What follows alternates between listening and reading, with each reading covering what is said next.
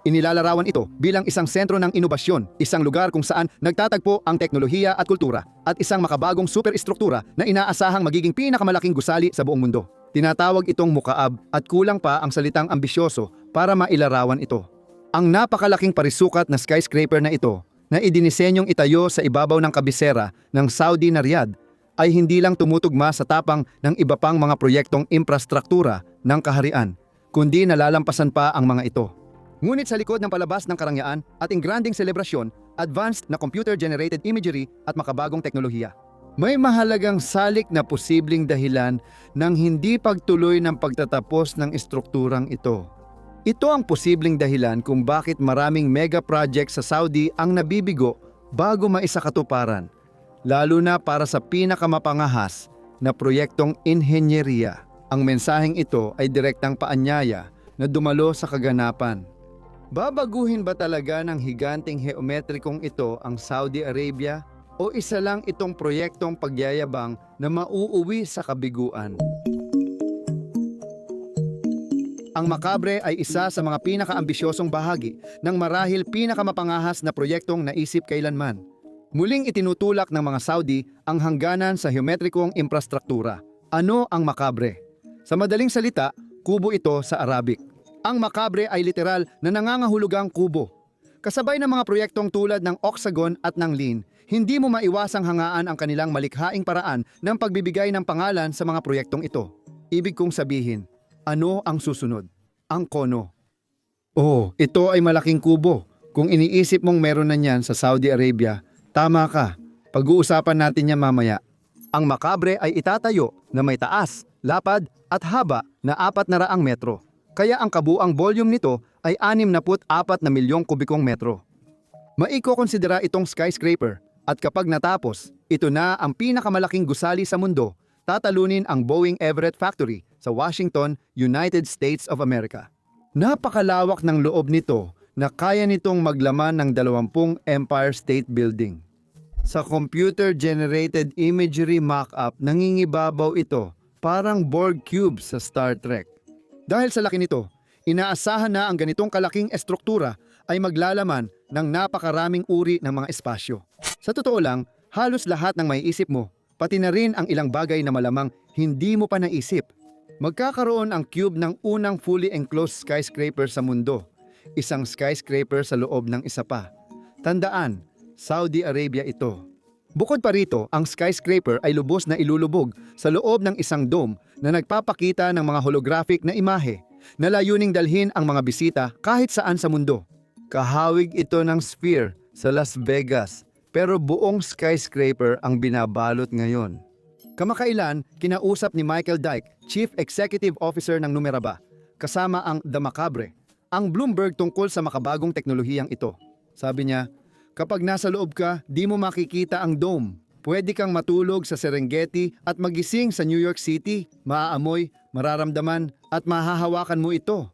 Dagdag pa niya, pwedeng magmukhang parang nasa ibang planeta ka talaga sa kakaibang paraan, pero hindi lang iyon. Lumabas ka sa gusali at matutuklasan mo ang 2 milyong square feet ng floor space na may komersyal, tirahan, atraksyong panturista, kultural, opisina, hotel, open-air park, lakaran at racetrack.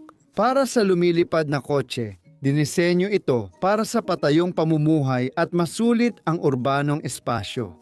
Kalimutan mo na ang 30 dahil dito sa kubong ito parang nabubuhay tayo sa 100. Sinasabing itatayo ito gamit ang konkreto, bakal at salamin. Katulad ng ibang matataas na gusali, pero may natatanging disenyo na hindi karaniwan sa dambuhalang kubo. Hindi ito yung typical na salamin na harapan ng skyscraper.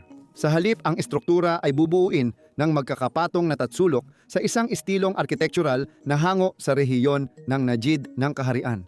Batay sa computer-generated imagery mock-up, inaasahang magmumukhang purong ginto ang labas nito. Simula noong ika-23, 10 milyong metro ng lupa na ang nahukay sa paglilinis ng lupa. Noong Oktubre, 24.86% na ang natapos sa mga gawain, kaya ngayong kalagitnaan ng 25, malamang nagsimula na ang pundasyon. At maniwala ka man o hindi, hindi pa iyon lahat. Ang Macabre ang magiging sentro ng bagong lugar sa Riyadh na tinawag na Numaraba. Bahagi ito ng mas malaking proyekto. Ang Numaraba ang itinalagang bagong downtown ng Riyadh. Gumaganap bilang isang lungsod sa loob ng lungsod, katulad ng The Line. Ang layunin nito ay lumikha ng isang 15-minute city kung saan lahat ng kailangan ng mga residente ay maaabot sa loob lamang ng 15 minutong biyahe.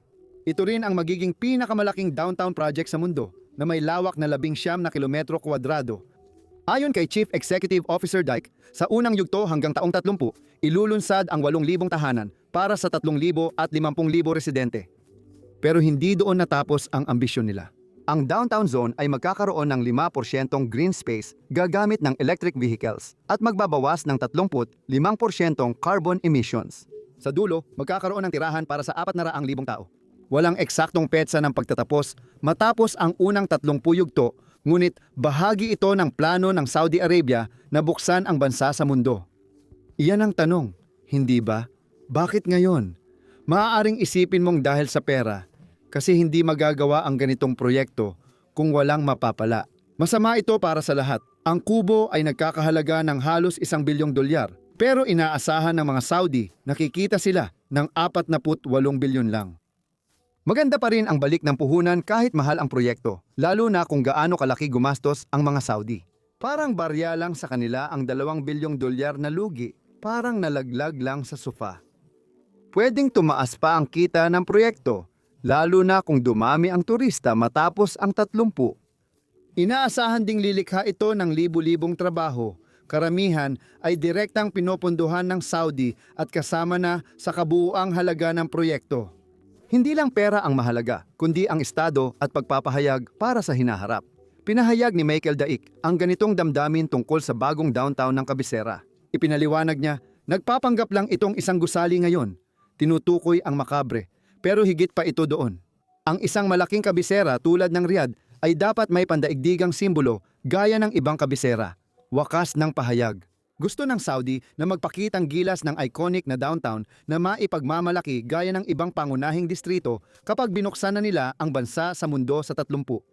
Isipin mo ang Fifth Avenue sa New York, Champs-Élysées sa Paris, Westminster sa London at Hollywood Boulevard sa Los Angeles.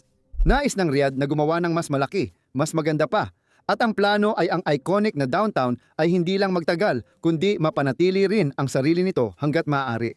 Ang kikitain sa Numaraba ay magdadagdag ng bagong sandata sa arsenal ng Saudi Arabia na hiwalay sa kanilang yaman sa langis. Matagal nang napansin ni Mohammed bin Salman ang mga senyales tungkol sa hinaharap ng fossil fuels. Layunin ng mga proyektong pang-imprastruktura na unti-unting mabawasan ang pag-asa ng bansa sa kita mula sa langis at mapalawak ang pinagkukunan ng kita para hindi bumagsak ang ekonomiya ng Saudi Arabia. Ang pagmamasid sa pag-angat at pagbagsak ng Venezuela, isang bansa na mas marami pang reserba ng langis kaysa sa Saudi Arabia, ay malamang na naging dahilan din upang tiyakin na ang kinabukasan ng bansa ay hindi nakasalalay sa isang likas na yamang pabago-bago. Para sa mga Saudi, sulit ang bawat sentimo ng estratehiyang iyon. O hindi nga ba? Kahit kamangha-mangha ang inobasyon ng makabre, marami pa rin itong haharapin na hamon sa aktwal na pagpapatayo, di ba? Kaya ang pagtatangkang itayo ang pinakamalaking gusali kailanman ay siguradong makakaharap ng mga balakid. At ang ilan sa mga hadlang na ito ay napakalaki. Sa katunayan, may ilan na maaaring tawagin mong 400 metrong taas. Ang pinakamalaking issue na kinakaharap ng makabre ngayon ay maaaring ang pananaw ng mga tao tungkol dito. Ang Saudi Arabia ay isa sa mga pinakadebosyonal na bansang Muslim sa buong mundo. Mahilig man ang Riyadh sa geometric mega projects. Para sa maraming Saudi Muslim, ang Kaaba sa Mecca lang ang mahalagang kubo sa kaharian. Ang Kaaba ang pinakabanal na lugar sa Islam at dito pumupunta ang milyon-milyong tao bawat taon para sa Hajj. Dahil sa kabanalan nito, tanging mga tagasunod ng Islam lang ang pinapayagang pumasok. Ang pagkakahawig ni Makabri sa Kaaba, ngunit mas malaki ng maraming beses at pinalamutian ng magagarang disenyo at gintong kulay, ay nagpapakita na parang isang maliit na palabas lamang ang Kaaba. Kung ikukumpara, ang estrukturang ito na ngayon ay itinuturing na tunay na destinasyon ng mga pilgrimage, isang ideya na natural lamang na ikinagalit ng maraming tao. Ang Makabri ay tinawag na sinadyang pambabastos at malinaw na simbolo ng idolatriya. Pareho palang may iisang Arabic na ugat ang Makabri at Kebab, kaya lalong lumalim ang kontrobersya. Sa Islam, karaniwan ang paniniwala na ang mga kaaway ay magpapanggap bilang bahagi rin ng Islam imbes na hayagang kalaban. Kaya naman, ang mas malaki at mas marangyang kubo na nangangako ng lahat mula sa karanasan sa virtual reality hanggang sa karangyaan ng mga mamahaling shopping mall at matataas na apartment ay itinuturing na isang pang-abala.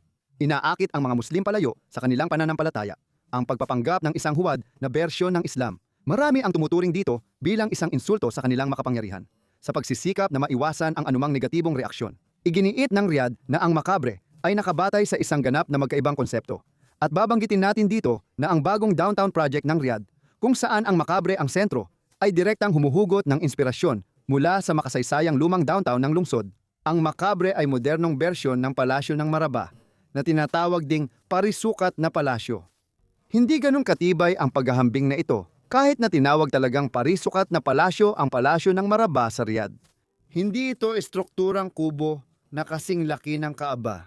Para mailagay ito sa konteksto ng Kristiyano, para itong nagtayukan ng pinakamalaking gusali sa mundo na hugis gintong guya, mismo sa gitna ng Alabama. At pagkatapos ay iginiit ng gobyerno ng United States na wala itong kinalaman sa Kristyanismo at pinilit na ito raw ay inialay lamang sa isang mahalagang bahagi ng kultura na tinatawag na Arbis. Hindi na kailangang sabihin, siguradong maiirita ang mga tao sa desisyong ito.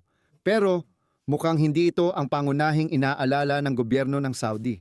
Balak pa rin nilang ituloy kahit may paratang ng kalapastanganan. May iba pang isyong dapat harapin ng makabre, lalo na ang pag-aalala sa pagiging komportable ng pamumuhay doon. Oo, maganda ang ideya ng pagtira sa higanting kubo hanggang umabot ka sa ikalimang palapag ng napakataas na gusaling ito. Lubos kang hiwalay sa natitirang bahagi ng mundo. Sa loob ng isang napakalaki at saradong kapaligiran, maaari itong magmistulang parang nakatira ka sa isang simulation kaysa sa totoong pamumuhay. Dahil malawak ang lugar, hindi mo mapapansin ang kakulangan ng bukas na espasyo. Gayunpaman, para maging kapaki-pakinabang at gumana ng maayos ang proyektong ito, kailangan itong mapuno ng mga pasilidad at suportahan ng matibay na infrastruktura. Kahit hindi pa tapos, mapapaisip ka kung gaano kalaki ang espasyo. May practical ding bagay na dapat isaalang-alang. Kadalsan, ganito ginagawa ang matataas na gusali para mas kaunti ang bigat na sinusuportahan. Gayunpaman, dahil hugis kubo ang mukaab, libu-libong toneladang konkreto, bakal, at salamin ang magsasapawan. Kaya magdadagdag pa ito ng mamahaling bubong at hindi pa kasama ang bigat na dinadala ng bawat palapag. Kahit ang mga kable, lalo na kung may holographic dome, ay makakapagdagdag ng bigat. Hindi pa kasama rito ang iba pang bagay tulad ng tubo ng tubig, air conditioning at marami pang iba. Hindi lang disenyo kundi pati pagtatayo ng nakakakilabot na ito ay mangangailangan ng kakaibang husay sa inhenyerya na hindi pa nakita noon. Paano nila masisiguro na hindi guguho ang estrukturang ito, lalo na kung gusto nilang magtagal ito? Bukod dito, hindi madaling gawin ang ganitong kalaking proyekto. Kailangan ng Riyadh ng mga manggagawa para maisakatuparan ang mga ito, pero ang pagtrato sa daan-daang manggagawa araw-araw sa mismong lugar ng makabre ay hindi talaga kanais-nais. Madalas maabuso at ma-exploit ang mga migranteng manggagawa sa Saudi Arabia at kulang pa sa sahod. Bagaman itinatakda ng batas sa Saudi na hindi dapat lumampas sa 8 oras kada linggo ang trabaho ng isang tao, may mga ulat mula sa lugar ng makabre na pinipilit ang mga manggagawa na magtrabaho ng higit sa 60 oras kada linggo sa matinding hirap at ilalim ng matinding init. Araw-araw silang nagbibiyahe ng 3 oras sa bus ng walang bayad, kaya halos 4 na oras na lang ang tulog nila pag-uwi. Bilang resulta, ang mga manggagawang kulang sa tulog sa gitna ng disyertong kondisyon ay nagpapatakbo ng humigit kumulang 150 excavator at 400 na piraso ng makinarya araw-araw para maitayo ang isang skyscraper na nangangailangan ng eksaktong inhenyeriya. Ano bang maaaring magkamali doon? Kailangan mo ring isaalang-alang kung totoo bang matatapos ang giga project na ito. Tandaan, ang buong proyekto ay hindi lang tungkol sa kubo, kundi tungkol sa paglikha ng isang bagong downtown para sa Riyadh. Natigil ang ibang malalaking infrastruktura sa Saudi Arabia tulad ng The Line habang papalapit ang deadline sa 30. Napaka-ambisyoso ng proyektong ito, lalo na mula sa pananaw ng ekolohiya, kaya mahirap isipin na matatapos ito sa mga taon bago maabot ng bansa ang layunin nitong 30. Layunin ng proyekto na gawing 5% ng lugar ang berdeng espasyo at suportahan ang 100% de kuryenteng sasakyan kahit langis pa rin ang pangunahing kalakal ng bansa. plano nitong paghiwa-hiwalayin ang 70% ng basura sa pinagmulan at bawasan ng 35% ang taunang carbon emissions. Maisa sa katuparan nga ba ang New Maraba gaya ng iniisip ni Riyadh? Marami pa rin ang nagdududa kung matutupad ang mga layuning ito. At sa gitna ng lahat ng ito ay nakatayo ang Mukaab, isa sa pinakaambisyosong gusali na kailanman ay itinayo. Ang estrukturang ito ay nangangailangan ng maingat na pag-iisip, pagpaplano at inhinyeriya upang matiyak na hindi ito magiging pabigat sa kalikasan ng paligid. Ang napakalaking saradong disenyo nito ay nangangahulugan na malalaking pinagkukunan ng enerhiya ang kakailanganin upang mapanatili ang kontrol sa klima, upang maiwasan na ang lahat ng nasa loob ay matalo ng matinding init ng araw sa Arabia. Maaaring salungatin ng ganitong pangangailangan sa enerhiya ang mga ekolohikal na layunin ng kalapit na lungsod. Bukod pa rito, may araw-araw na hamon sa operasyon ng pagsuplay ng napakalaking dami ng tubig na kinakailangan para sa pagpapatakbo nito. Kahit na ipinagmamalaki ng Saudi Arabia ang pinakamalaking infrastruktura ng desalination ng tubig sa buong mundo, nananatiling kakaunti pa rin ang tubig sa disyerto. Kung hindi mapansin ang mga detalyeng ito, ang proyekto ay maaaring maging delikado, magastos, at palabas lang, na magdudulot ng mas malaking gastos kaysa benepisyo sa estado. Kaya, kailangan ng proyekto ng eksaktong paggawa at makabagong pangmatagalang solusyon.